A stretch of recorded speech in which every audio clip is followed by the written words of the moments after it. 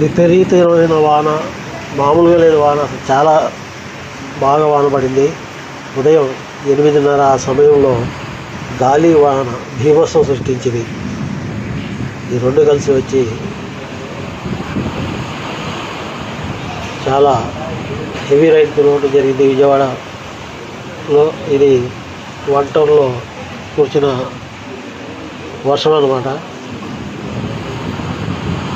బయటికి వెళ్తా కూడా వీలు లేకుండా విపరీతమైన వర్షం కురియటం జరిగింది. మెరుపులు, ఉరుములు చాలా బీభత్సంగా పడటం జరిగింది వర్షం. చాలామంది ఈ వర్షానికి దర్చిపోవటం కూడా జరిగింది.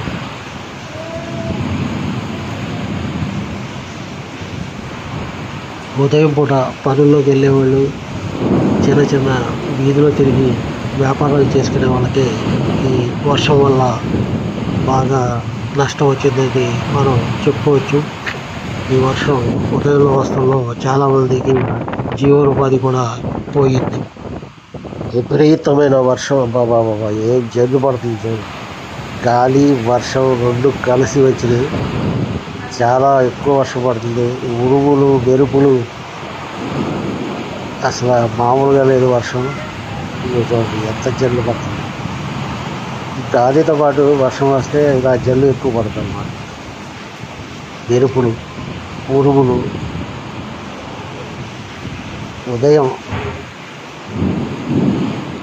ఉదయం పూట ఇది 8:30 ఆ సమయంలో పడిన వర్షం అన్నమాట.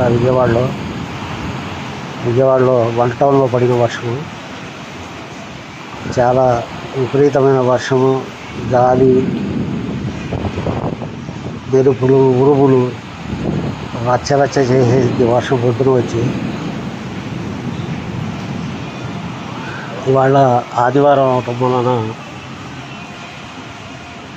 ప్రజలు కూడా ఎక్కువగా బయట తిరగలేదు. ఎవరిగాళ్ళు ఇళ్లలో ఉండటం వలన వర్షం అంతగా ఏమి ఇబ్బంది పెట్టలేదని మనం అనుకోవచ్చు. అసలు ఒక తెరగా వస్తుంది అనమాట. జల్లు విజయవాడ ఎలా వస్తుంది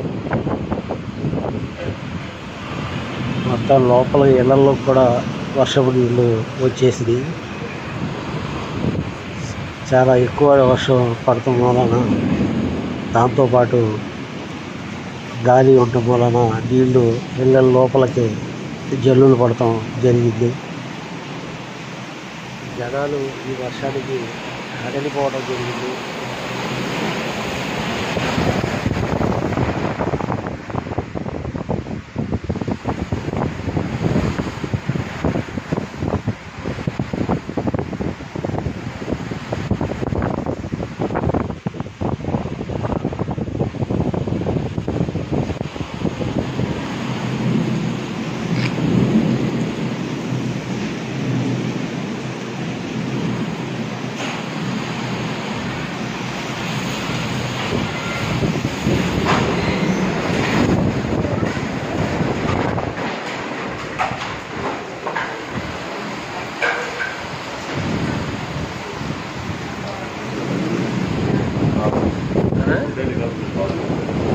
से छोड़ दो गाय को छोड़ दो नको आ जाए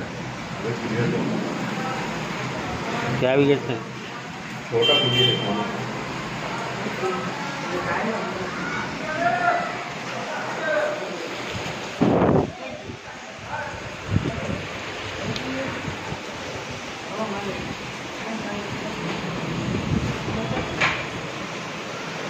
ఆ వీధిలో చూడండి, పైన మేడ మీద నుంచి చూస్తే మనకి ఎలాగ పడుతుందో వర్షం కనపడుతుంది.